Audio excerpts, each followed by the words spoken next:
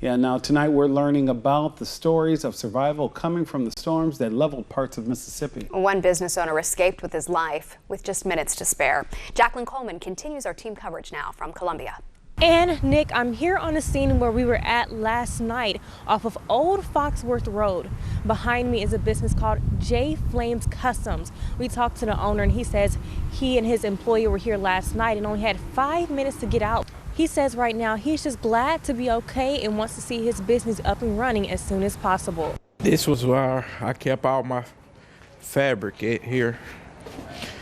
It's a mess here. Walter Brown walks through the damage of what has been his dream since childhood. I learned how to sew from my grandma when I was about 9. I always loved sewing. His sewing skills led him here to work on customizing cars. This is where we did most of our work. You can kind of see This is what's left of Jaclyn Customs in Columbia after the storm. I was able to get out.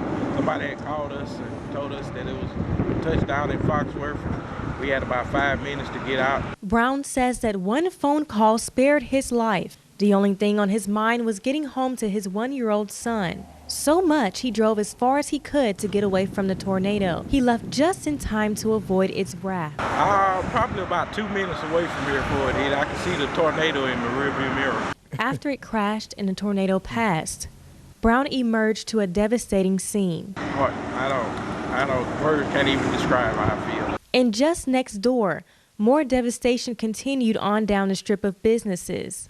Owner of Clearwater Pools has been in business for 10 years, but says his main concern was for the 92-year-old elder in the apartment behind him. When I drove up, I just couldn't believe it. But the main thing I was worried about, the man that owns all this is a 92-year-old man named Mr. Millard Van.